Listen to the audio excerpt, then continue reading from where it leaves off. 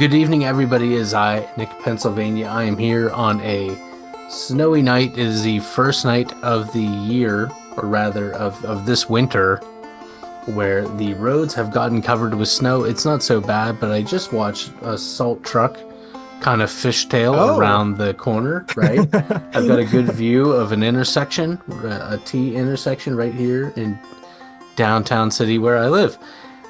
So it's an exciting night. It's a cozy night. It is a night for slippers. What sort of footwear are you working with over there, Brendan? No, I got my wool lined moccasins on right now, so I'm trending very similar. I've got these candy cane socks. Oh, there you go. But they got the tread. Those are very festive. I like they got those. the tread that prevents me from slipping down the stairs as I want to do. That's the old 302 special right there. That's right. Yeah, those are those are comfy. Yeah, it's funny how like watching salt trucks and people struggle on roads is absolutely a pastime in Pennsylvania, as I'm sure it is many other places. Well, and I don't want to elaborate but too much, but you live on a spooky road. I do. Yep. It is known for it is a long road, so I'm not giving too much away, but there was a famous zombie film filmed right down the street. Right. Yep. And you live on one of the more dangerous curves in the area, and unfortunately a couple young people got into a little bit of an accident there the other day. Just the other day. Yeah, we had two young girls flip an SUV, and thank God they were okay. Right. Because I don't, there was no skid mark. I really don't even think they were even close to speeding. They just hit the gravel wrong, and with how the berm is, it just flips cars over, kind of thing. It's awful. A woman I worked with flipped an SUV. She was trying to avoid another car that was fishtailing, and she hit the curb. Okay, she hit a moderate curb. Yeah, and the car rolled right over. So yeah, and luckily these two girls were obviously shaken up, but they were fine, thank God. Yeah. So, but so not to say that winter weather is nothing, but curling up with a good spooky book and a nice hot cup of tea and nice slippers and watching the salt trucks go by from PennDOT is a special vibe. I mean, slippers are very comfortable. Hot tea is very comfortable, and a good book. I got my wingback chair here. All these are comforts, but nothing is more comfortable to me than knowing that I am not out driving right when it is like it is. So yeah, when it's like this. Yeah. Well, hey, before we get too deep into anything, I want to bring up, of course, there's the Hemlocks of Hellbenders. Yeah. If you haven't listened to it, check it out. I mean, Christian was very, very generous, had us on. We had a great time. We were the featured Halloween episode, which was very special to us. Yeah. And as a result, he's kind of honored us once more by we've been nominated to. He has his award thing. So Brendan, I know you're going to put some links out there for people. You want to say some more about this? Just so everyone knows, we'll put links for the voting.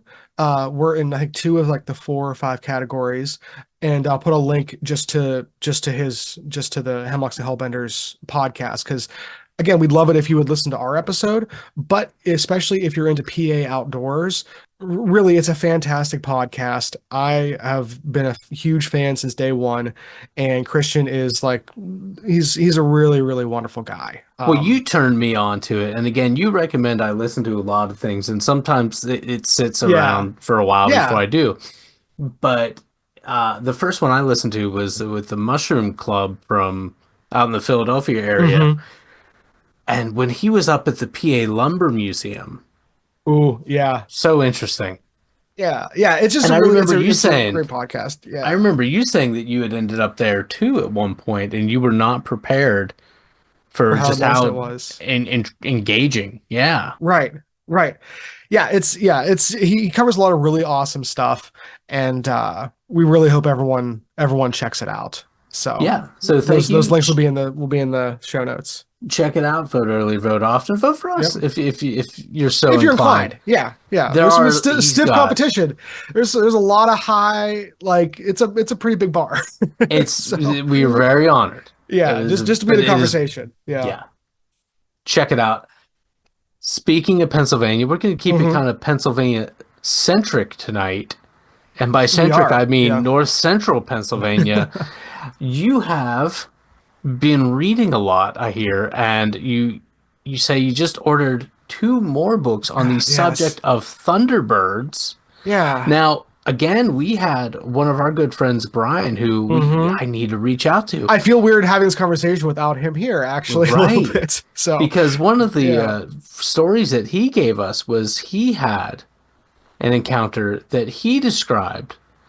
He said if you haven't listened to the episode, it Hmm. was some time ago, but go back because it was his first or second time on, and it was Hmm. a really interesting story. He was alone by himself, and he just recognized like this bird is way too big. Hmm. But it wasn't until years later that he saw a program on, I think it was the Travel Channel, One about of those Thunderbird ones. lore and Yeah. whatnot. And he Yeah. was like, my gosh, that's what I saw.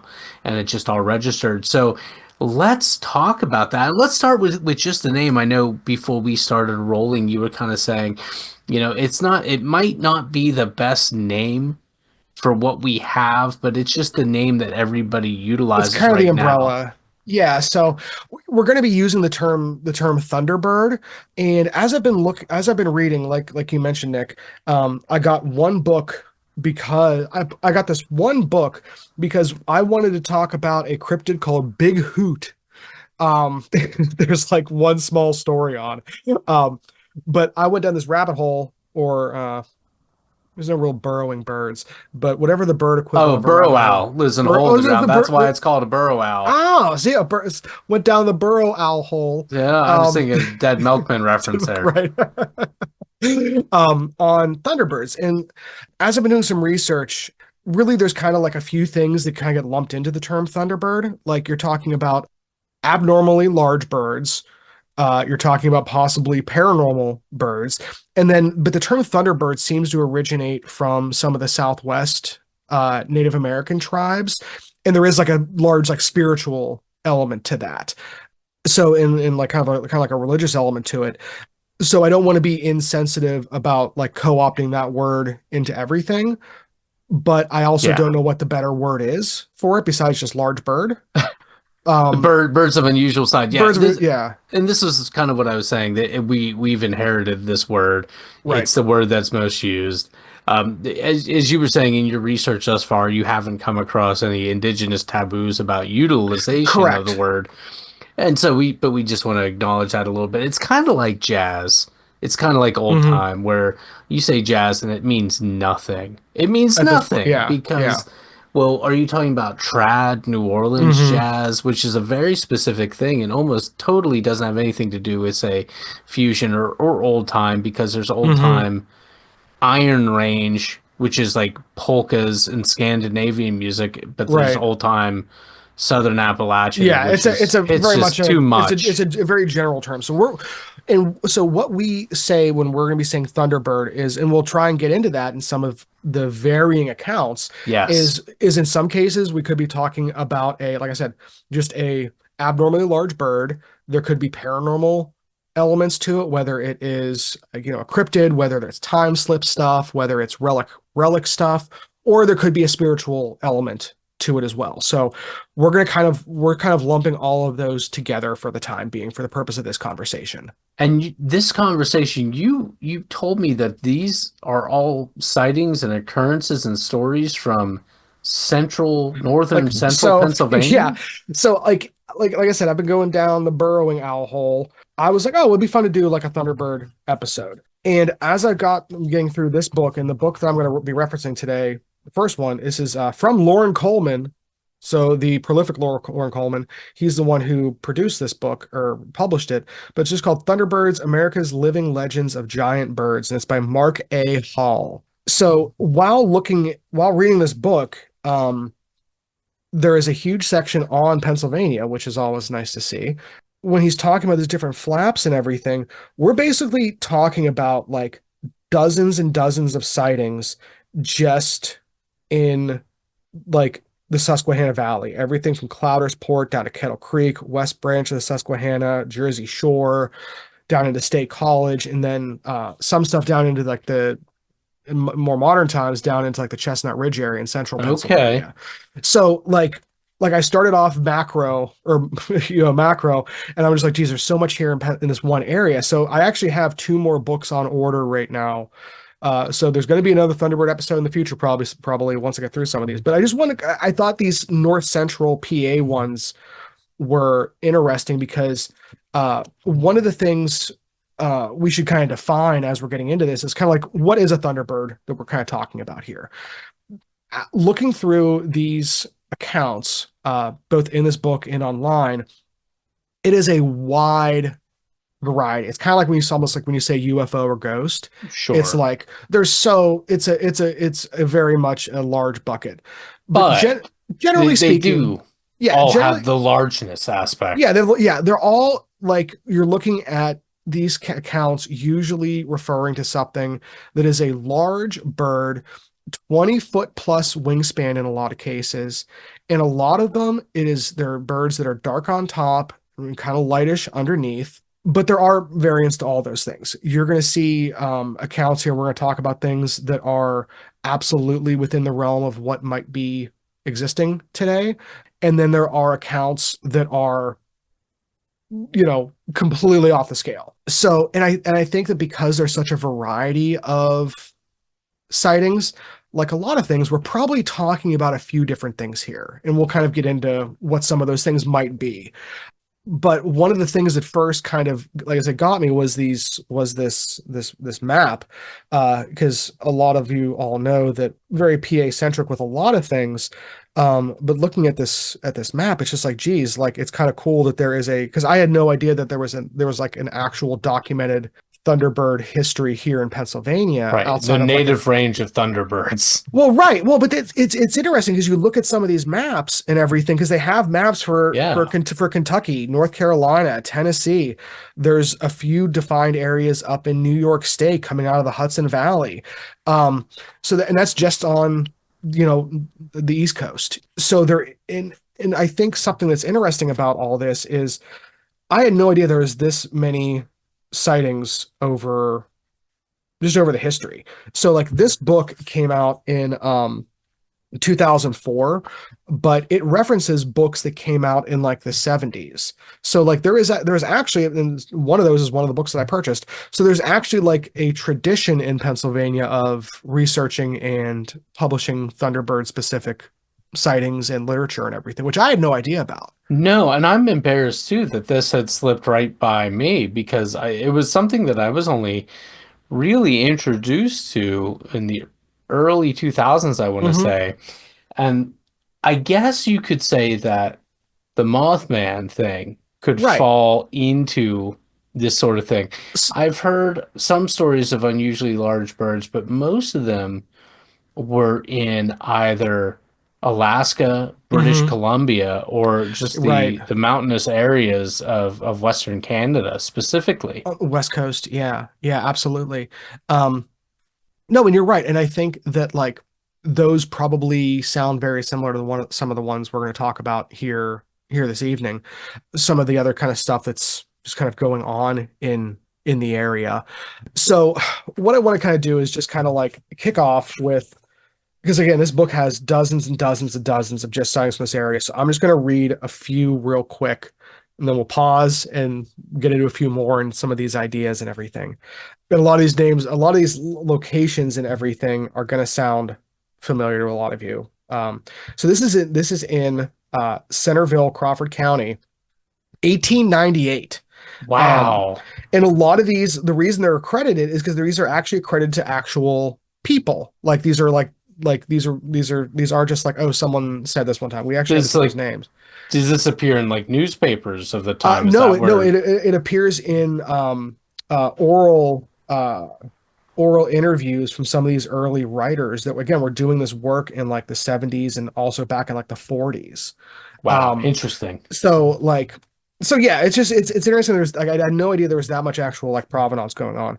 But so this first one is just Arch Akeley. is the gentleman's name. A large and extraordinary bird was trapped by a farmer. It was seen by Akeley, who described it to Robert Lyman, who's one of these authors, as gray and over 4.5 feet tall. 4.5 feet tall and gray. One is just creepy because it sounds like they're just describing a gray alien at that point. But do you know how tall some birds are, Nick? Like, Yeah, I mean, if you were ask me right like out of what the do you think the gate, tallest bird? What do you think the tallest bird? Like the oh, tallest winged bird, not talking about emus or anything like that. not talking about emu. Well, Yeah. like, so like I know the wingspan of Right. the bald eagle because we have a lot of bald eagles We around do. here Yep. can be between like 5 and I mean I believe like as much as 8 feet. Yeah, like 6, 8 feet for And like I a know bald eagle, maybe. Yeah. they can stand up about 3, maybe a little more than 3 feet Yeah, tall. I'd say that's about right. So I like, think I've seen photos of our friend Aaron holding mhm. them because he's a game warden They're guy. they're big. They're They're big, yeah, they're and I big. mean he's not very tall, so it's maybe not the best like human for scale. Right. But But that's this but you would probably agree that a 4 foot tall bird is definitely a huge bird, that's on but the not bigger like side, yeah, but and not like not out of the realm of possibility. right because I know the bald eagle is just the most famous eagle Right. is in North America, but North America we have larger eagles yet. Yeah. Yeah, we have harpy eagles. We have some golden There's eagles, golden probably get big. eagles Yeah, golden too. eagles, which we do have around here. Me and my brother saw a golden eagle up near actually in Crawford County. Well, as might have been Venango, Well, technically at that point. I'll say this real But quick because yeah. Crawford County and Venango County bump right into one Yeah. another. They Yeah. share a border, and it's my understanding that we are just outside the natural range Hmm. of a golden eagle. Right, which is what Am made I it wrong in special. saying they usually are more north of us? Yes, I believe so. I Yeah. believe so too. And so, because when we were talking about Brian's story earlier, Hmm. I think at that point I had said, well, what this could have been a golden eagle, and while they'd be rare out here, it Wouldn't be. certainly would not be outside of anything like that's Hmm. exceptional. It's just Right. rare. So yeah, that's one where it's like, okay, on the big side, but not like not crazy, you know. Um, because again, like we'll probably reference them at some point tonight, but like the largest birds in this that could theoretically be in this continent, you're talking about like California and Andean condors, which do stand like 5 feet tall. They're enormous, and the wingspans are like 10, 11 feet. Um, or like an albatross, which is probably not quite as tall, but like just as big wingspan wise. Like Yeah, they're, they got a 14-foot wingspan on I don't know if average. they're that quite that big, but they're I'm gonna close. look it They're up. yeah, yeah, check. They're gargantuan. Um, but so here's an example of Oh, hold up real quick. Albatross wingspan. Yeah, 12 feet 12 feet, yeah, across. which is like that's big. That's That's a really big. big bird.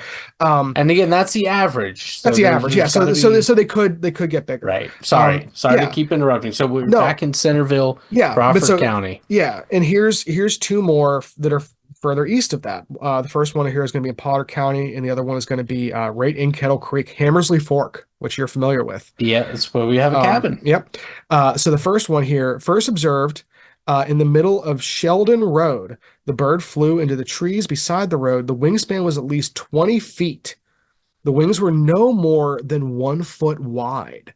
So they were thin wings, which is like an interesting. That's spooky, like some Dolly painting. Right. Yeah. It's almost, yeah, which is that almost sounds, but again, now 20 feet, that's like, that's, that's, that's a lot. This next one, except from Kettle Creek, a bird was seen repeatedly, and this is in 1957. A bird was seen repeatedly along Kettle Creek and around Renovo over a period of 3 weeks, beginning in late March and going into April. The wingspan was estimated by observers between 25 and 30 feet. So now we're getting into That's like yeah. the realm of like, okay, that is not a normal bird. But Um, also questioning like how far away were you from this bird? How big did right, this fish grow? right, and that's kind of what a lot of these ones that are just out of the realm kind of like get into is you're like, okay, how much of this is people mis misidentifying just like how large something in the air is because there's you don't have that you don't have that spatial reference when And something is it's up in the air. moving. Right. So one of the things that I looked up when I was researching this, because like we both have lived around airports, um, and are used to seeing like Cessnas and Piper Cubs and like small one engine turboprop aircraft. And in my head, I'm like, oh yeah, so like something that's like has a 15 to 20 foot wingspan. That's like one of those things in the air. Do you know what the actual wingspan of like a Cessna or Piper Cub is? Because I thought it was like 15, 20 feet. Like, I was very surprised at this. Sorry, I'm struggling to find my mute button. Um, I really wish the guy who worked at the shop was with me here.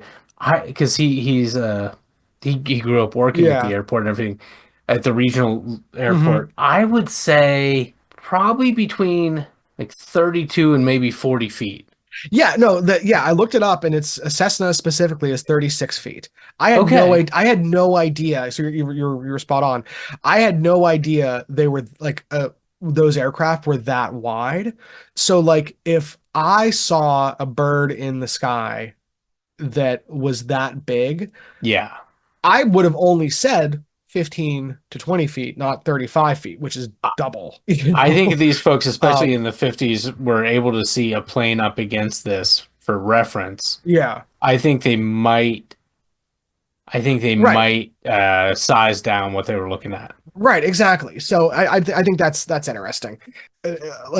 So again, like I like just saying, like as someone who sees airplanes all the Well, time, I was incorrect as far as how big an airplane actually was, not well, just a and bird, I'll say you this. I'll know. say this too is that So when you're confronted with something that's so big, it's so unusually large for a yeah, bird yeah. that in your mind, I think, especially when you're away from it for a minute, you're trying to like convey, and not that you're trying to, but that bird does grow bigger in Yeah. your memory because you were just confronted with something that you're like, I can't come to terms with Well, how large it's that too bird big, yeah. was. Like It's because too big, it's too big, it's yeah. Because massive, and it's just that's growing. yeah. Because I like I said, whenever me and my brother saw that golden eagle, it is like a stark. It was like a stark difference because like I'm a birder. I see different types of hawks and raptors and anticipators all the time, and I have a pretty good idea of what those look like when they're in the air. Same with Right. vultures, and I'm lucky enough that I actually see a decent amount of bald eagles in this area. Yeah. Well, with We're the actually pretty lakes and yeah, everything too. and this was one of those things where it came over the top of my Jetta, and it was not like low to the ground, but it was low enough. It came over the top of this of my vehicle, and we were both just like, "Whoa! Like, what is?" Yeah. It was like and so I mean, yeah, it probably had a It'll wingspan blot of out the sun at that height yeah, for a moment. like it was something that like I mean, in reality, it probably only had a 7 foot wingspan. It wasn't like it was. I don't think it was an unusually large bird, but it was significantly larger than the birds we're used to seeing. And it was enough that it like makes you notice, you know. Yeah. Um, so and these are people, but the reason I think that's important to say is these are people that in Kettle Creek and in Cross Fork and in Cloudersport, they're probably used to seeing regular vultures and regular eagles and regular hawks. So Well, I here's what I'm going to say about that yeah, real quick. yeah. Coudersport, Hmm. County seat. county seat of Potter County, Yeah. right next door to Potato City, Hmm. Pennsylvania, by the way. That whole area was clear cut. Like a lot of Right. that wildlife, the 1950s is when Pennsylvania is just finally Hmm. coming out of Right. the brush heap era. And I'm going to say they probably didn't see a lot of eagles and things Maybe like you're right. that. Now, granted, this is we're also talking over like 120-year time span with a lot of Right. these. So yes, no, but in that sense, no, that is an excellent point that there were periods in time in this area that were decimated. So that would absolutely affect the habitat, especially if we're talking about this being a physical bird, you And know. real quick, Hmm. I mean, just to your eagle story about flying over the car, I remember a dusk a few years ago, an owl flew right over my car, and it Oh was yeah, so it's scary. It was large and it was so quiet, and it made me realize, oh yeah, maybe people were right to worship these things back in the Oh, day. for sure. Also, we actually have a screech owl out here right now Yeah. that does its thing at night sometimes now, and it's super cool. I'm really excited about it. I am because it's just like because screech owls, people are like, oh, screech owls like yell. It's like no, they do this like weird like warbling coo. They're super creepy, but they're really cool little birds. But yeah, if you see like a great horned owl or a barred owl or something like that at night, Oh, for sure. they will scare the heck out of you. Oh, I've almost had a heart attack thanks to a Yeah. grouse. If you've never Oh, if you ever startled a flushed one, yeah. grouse, it sounds like an They make so Apache much, helicopter's taking yeah, they off. make so much noise for such a small bird. Um, but okay, so let's go through some of these other accounts I have on here just real quick. This one I thought was this is an Albert Schoonover, and two of his fellow road workers. This is in Kettle Creek again, 1969. They watched a bird fly over the lake, swoop down, and carry off a fawn from the far bank. That's pretty big.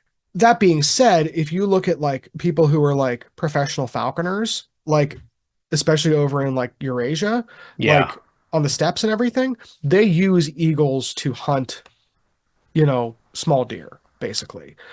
So I've seen it happen yeah, firsthand. yeah. So like that's super wild. That's a really wild experience. Probably not a Thunderbird, but thought that was interesting that they noted that. Here's one that reminds me of what we were just talking about. Mrs. Messimer and her son, George Messimer, they were watching this is in 1972, Jersey Shore. They were watching a helicopter fly to the east over town when they also spied a huge dark bird, which they compared to a Piper Cub airplane at high altitude. They told Clyde Mincer it appeared to them to be skillfully riding the air currents. Well, and there's some people, okay, it's late enough. It's in Jersey Shore, which is nowhere near New Jersey. For those of It's you that not. don't Yep. know, it's out by Yep. Williamsport. In fact, is right around the corner from where they make Piper Cubs. Yes. So they would be So, aware of what those look like, actually. Yeah. yeah, this is just Um, natural yeah. flora and fauna. And if there was a helicopter nearby, so they actually would have had, so in that case, you can say those, like this account does have some clout to it. Yes, And they that's don't say, exactly what they I'd don't, say. they don't say, oh, it had a 30-foot wingspan. They just say a huge dark bird, So, um, I support So them. yeah, and this is something that you see on a few of these when it mentions riding the air currents. That's a big thing in a lot of these accounts, is they say these birds are when they're aloft, they're soaring. They're not like flapping place to place. It's a lot of riding the thermals and Yeah. everything. So like a lot of Um, our raptors do. Right, exactly. So like people know kind of what that looks like. And oh, I posted that picture a few weeks ago. Whenever I was out doing some infrared photography, I caught a probably it had to have been a few dozen vultures over the cemetery here in town.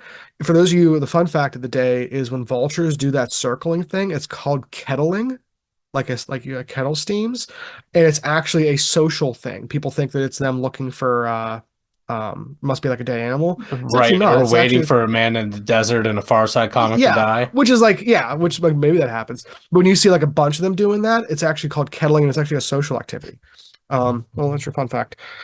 Okay, so here's some longer accounts. Let me go ahead and read this one. Okay, this is again Cross Fork. This is in 1973. Several observers as indicated below. I will introduce this episode with a paragraph written by Robert Lyman in a letter to me in February 1974. He says, my son, his wife, and six others saw three Thunderbirds last fall over their camp on Cross Fork Creek. Bob Jr. is 52 years old. He has been going to that camp all his life and never before sighted such a bird. How can the reference books all agree there is no such bird in existence? The ignorance of good minds in high places is truly amazing. Oh, hey, Ron, buddy. Bob yeah, Jr. never saw it before. yeah. And he's Bob been Jr. going to that cabin for how many 52, years? 52 years. This is Exactly. 1973. So, um, John Rasmussen reported in his newspaper column that these sightings occurred on October 14th. He took his information from a letter to the Mincers written by Robert Lyman Sr. On that date, Bob Jr. and his wife Mary Ellen observed two huge birds fly over the valley of the Cross Fork Creek about 1 p.m. Shortly thereafter, 9 guests arrived at the camp. two of the younger men climbed a steep, high mountain by the camp, taking a walkie-talkie with them. From the top of the cliff, they saw a big bird flying down the valley and alerted camp with their hand radio set. Others saw the same bird fly by. Bill Good was one of the men on the cliff. Lyman wrote to the Mincers, Bill said the bird was about the same elevation as the point he stood on the rocky precipice, and the huge thing flew only 100 feet away. Bill Good remarked upon the slow movement of the bird's wings as it flew. The bird was gray in color and had a wingspan of at least 15 feet. Okay, so there's something again So, yeah, and that was could like be in a newspaper. Like 15 feet is within the realm of like. So that's this is that's your golden eagle right there. Yeah, so this is like probably where it's good to talk about because like 15 feet is like above what is like generally accepted for birds in the area. But when you look historically, what I was able to find is because a lot of people talk about like, okay, are these birds, in some of these cases, we could be talking about large versions of existing birds. Like it's a vulture that is huge, or it's an eagle that's huge, or whatever. Or it's an out of place large bird like an albatross or a frigate eagle, or, Like the something like golden that. eagle that I Yeah, keep referencing. right. Yeah. Yeah. Just Um, just outside the range. just outside the range, yeah. Or what we could be talking about is, relic species that have been thought to be extinct, that in fact do have relic populations that are still around. This is where it kind of gets into the cryptozoology kind of realm, because you have a lot of these sightings that are in this like not necessarily reasonable for current birds, but if you look historically, it's like, okay, so there was a bird called Alornis incredibilis, which is a great name, that lived in the Pleistocene era, which isn't a long time ago, but in the scheme of the existence of the planet, just yesterday, basically. This was a bird that was native to North America that had a wingspan average, they think, about 18 feet, some bigger, some smaller. But it was basically a vulture. They say it had a lot of the same mannerisms, a lot of the same bone structure as the current both black and turkey vultures that we have around here, just 3 times as big, basically. There are people who think that a bird like this or in the same family as Incredibilis, could there be a relic population? Along those same lines, are these just turkey vultures that have some form of gigantism? Or Uh, let me throw mm-hmm, something out there that's kind of in line with what your suggestion about relic mm-hmm, species is the fact that okay, you lived here longer than I have.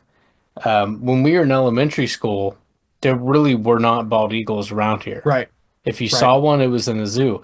They have re-entered because a lot has changed over here. One, our yeah, population has dropped tremendously mm-hmm, since even the time when we were kids. The attention to our waterways has improved greatly. very much Of so. course, Yep. a lot of people are going to look towards just the eagles' population growth since I think it's nadir in the 70s and DDT and all Mm-hmm. those sorts of things. So there's a lot of different factors combined.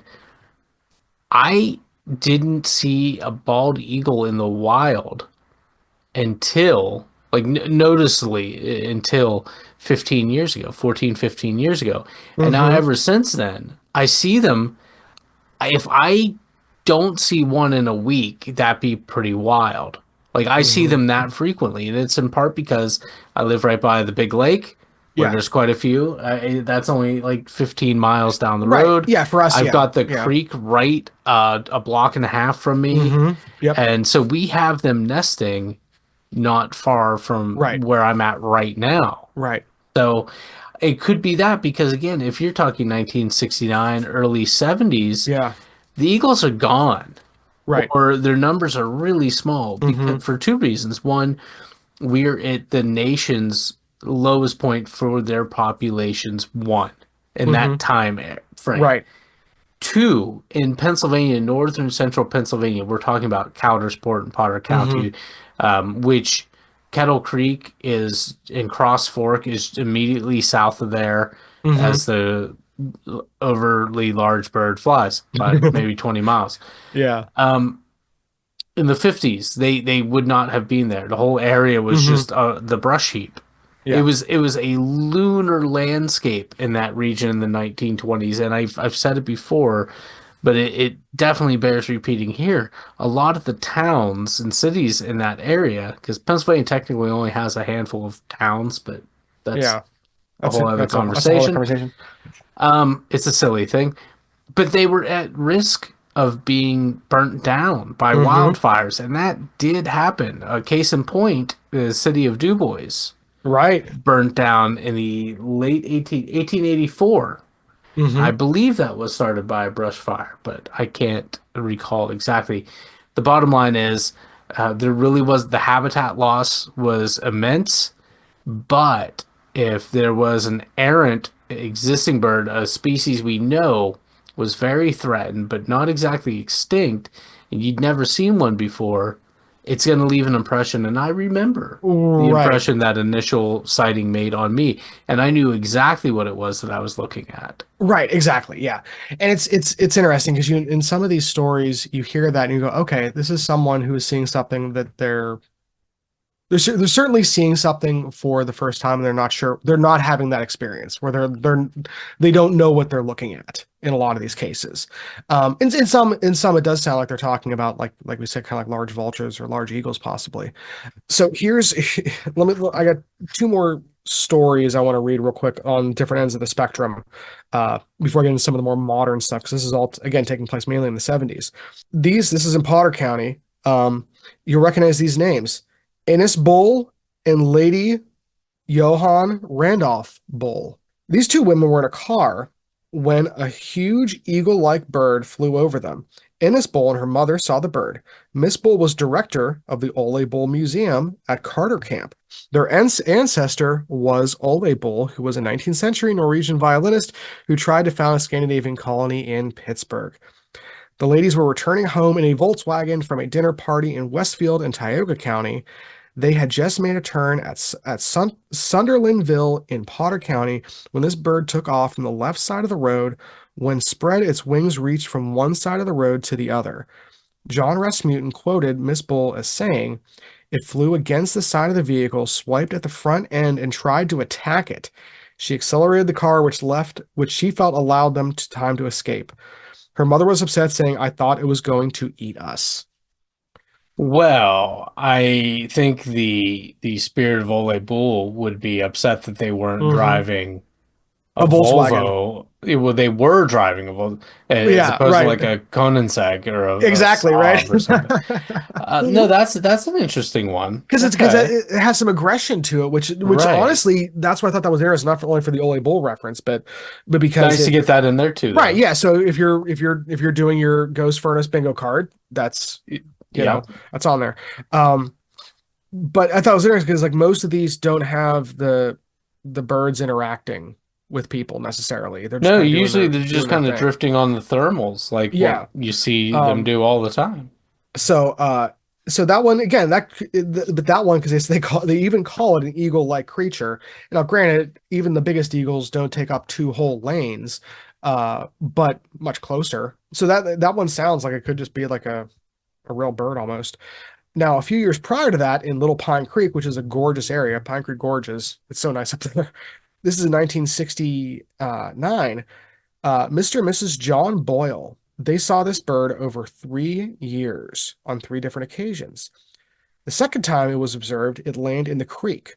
Its wings across the creek appeared to extend for 75 feet.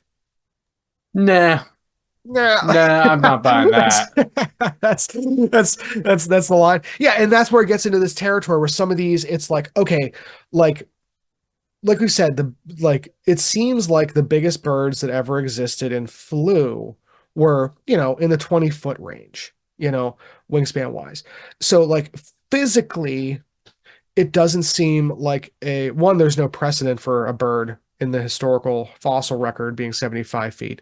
But at that point, I just don't know if a bird could physically fly that was that big. That's kind of what I'm You getting know, to. Like, imagine the yeah, skeletal framework just to be able to support. how heavy it would be. Like Yeah. you've held like a 2 by 4 by like 10. Yeah. Man, the longer Imagine. that thing gets, and we've talked about this, there's some things like, Yeah. oh, it's not heavy, but it's cumbersome. Yeah. Exactly. Yeah. So it's like that's where you get into the realm of okay, this is probably not a physical like let's again, we're assuming that these people saw what they saw. They're probably not seeing a physical bird at that point. That's when it gets it definitely that's when it certainly gets into the paranormal realm, like whatever they're seeing.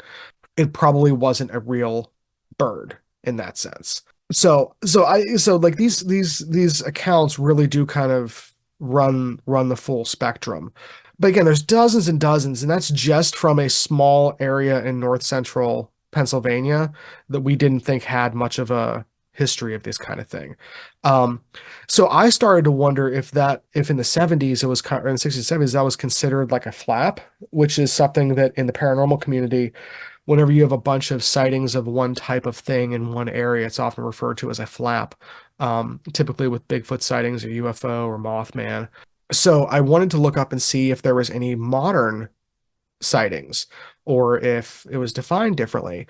And very quickly, I came across our good friend Stan Gordon in Get an that bingo interview. card out Get the again. beer card out. Yeah, Stan Gordon, just blot that square which I thought was just like cool, you know. And he was being interviewed when one of the movies came out, or one of these TV shows came out that was featuring the Chestnut Ridge area. And so this is from earlier this year. This is from July, and the interview took place in June. Just I'm going to read one quote that he added here when talking to this interviewer for CBS. He says, I've never personally seen a Bigfoot or a UFO or a cryptid. I've interviewed thousands of witnesses. I get reports here all the time. And he goes on to say, we've had quite a surge of Thunderbird sightings just this year. Off the top of my head, I can think of 8 reports that happened since January. In some cases, these huge flying creatures, even in recent months, have been at very low altitude, treetop level. In some cases, came down to within 20 or so feet of vehicles in recent months in the greater Pittsburgh area. And he kind of goes on to say, when you get good media coverage, it helps give credibility to the people who have seen these things, experienced these types of events, who might have been reluctant to talk about it publicly for fear of ridicule. It's still happening. There are still like I would have never thought that a investigator in South Central Pennsylvania, had would have had 8 Thunderbird sightings in the first half of this year. No, in We fact, just don't hear about it. At least we don't, right. is it me and you aren't hearing about these things, In fact, you had asked me to guess before we Yeah. started how many, Mhm. and I said, I don't know, a dozen in a year. And you said, well, no, it's been 8. And then I realized, and you said, you corrected, and you're like, well, that's Yeah. 8 in the first 6 months of the So year. now you're probably correct. It probably Right. is That's what I'm getting at this upwards of rate. 12. Yeah. So here's something I want to put out there. Yeah. And I know I've kind of been flapping this wing this whole time, more or less, which is that there are now generations worth of stories from Yeah. a time when seeing a native large bird would be a rare thing. Hmm.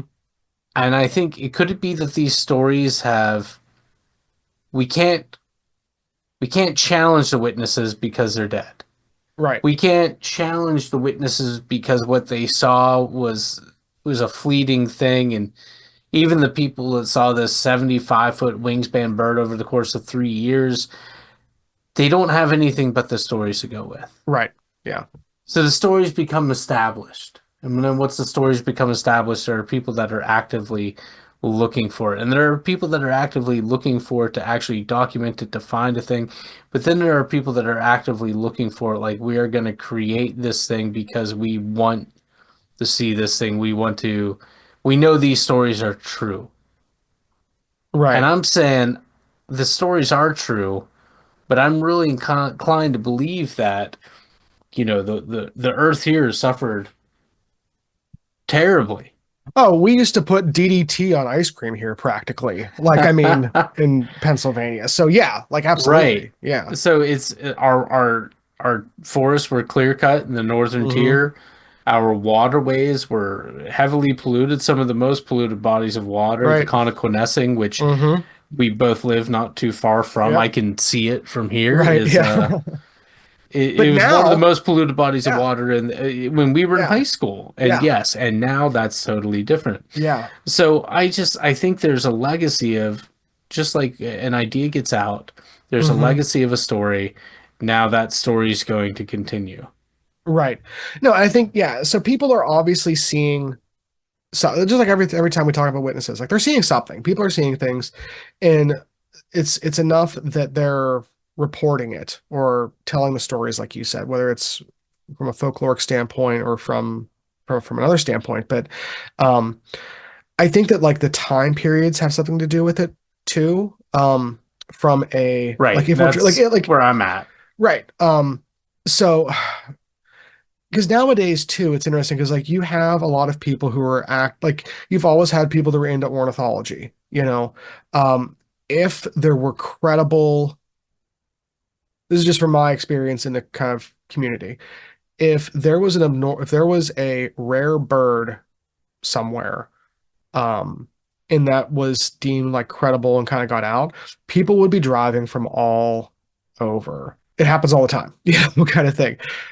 Just when you have just a normal out of place bird, let alone a rare bird. Yes. Um, so so part of it is like, well, if these were more credible, you'd have, both amateurs and actual professional ornithologists. They would be very interested very quickly, you know. Right. Um, Now, that being said, in this book, they do talk about Smithsonian and other ornithologists, one from Carnegie Mellon, coming up and studying stuff in this area.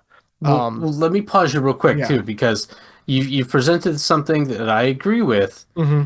but there's also then there's the serious ornithology people, but then there's the also the cryptozoological people that are Yes. then, Yep. and I think even the serious people are going to Hmm. be, hey, you remember the time I we were on Wolf Creek, and I Hmm. got we were fly fishing. I got a snag in a branch, and I went over to the cliff wall to try to undo my hook, and I heard the dry husk rattle of a rattlesnake, Hmm. Yep. and I didn't see the rattlesnake, Yep. but you've heard me say it. Yeah. I It's want to believe it was a Massasauga hmm because there's only right. 3 counties in Pennsylvania that have Massasauga rattlesnakes, and Butler County is one of them. Yep. Now, I didn't see it, Yep. but I know they're there, and Yes. therefore, because I Yeah. want it to be, Yeah. so that's where That's I'm coming yeah. at with like some of these more recent Fall into sightings. Might fall into that category. Yeah, I think you're probably right. And I think that like when it comes to like, and we're obviously not like really talking a whole lot about like the ones that do fall into that like spiritual side of things, which is like the other end of that spectrum where it's like some people would be pumped to see just a rare thing in general. Like I saw a Fisher cat up at Moraine, what was that, a month or two ago? Yeah, And got a video. I told everybody under the sun because that was basically the highlight of my summer, I was so pumped about it. Um, And you had yeah, like incontrovertible right, evidence. right, exactly.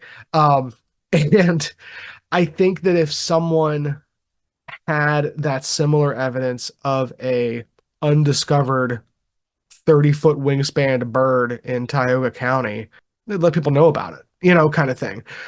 These birds, if they are physical birds, they'd be losing feathers. You know, we would have abnormally large feathers That in is a place. great point. It's like stuff like that. Like again, again, we're assuming that they're physical creatures. I think that to put like our woo hat on real quick, maybe some of these settings are happening more often, but they are in that spiritual side of things where people aren't talking about them as often because it's not really meant for everybody. It's more of like a personal thing. Kind of along the same lines as when people talk about like not when people will see like an albino buck or something. Some people post about that like crazy when they see it. Other people, when they see it, they just shut up because Yeah, they don't want to draw attention to it because they respect it just being a special thing that's in its own little place, you know? it's a good luck omen around here. Right, exactly. Yeah. So like I fully recognize that there is like a spectrum of sightings. There's a spectrum of what people take away from the experiences. And it probably, there is also a spectrum of what people are encountering, what these stories kind of fall under, like the bucket that we kind of talked about earlier. There's probably a few things kind of going on here. But again, I thought it was interesting that like outside of a few like TV shows and like a few documentaries and then Brian's story, I didn't realize there was much of a Thunderbird tradition in this area. And the fact that this book has a whole section just on one part of Pennsylvania that led me to two other books. I'm hoping lead us to there might be some more fun stuff that comes out of that. And that's like the fun thing about digging into these things is you end up learning more not only about like the history and culture of these places, but like we're over 100 episodes. Like how many like that's 100 episodes that we've done research on and like read books and like gone down rabbit holes, and we're still coming across entire like hallways of information that we didn't know were there from a story standpoint. That's just kind of fun. I don't know. Well, and even this one in particular, because again, this is in our own backyard and then it Right. slipped right by Yeah. us. So let me ask you this. Can you give out the name of that book that you were reading Yes. from again? And then how do people get a hold of us? Yes. So this book, it's called Thunderbirds, America's Living Legends of Giant Birds, and it's by Mark A. Hall. And it's from Lauren Coleman Presents, Lauren Coleman of Phantoms and Monsters fame. A lot of people probably follow his blog. But I can definitely recommend this book. And we will, like I said, we'll share the other ones whenever they came in. But if you have a Thunderbird story, if you have a story of a large bird, or even just a particularly cool bird, we want to hear about it. So you can find us on Instagram, Facebook, and YouTube at the Ghost Furnace Podcast, or you can just send us an email at the Ghost Furnace Podcast at gmail.com.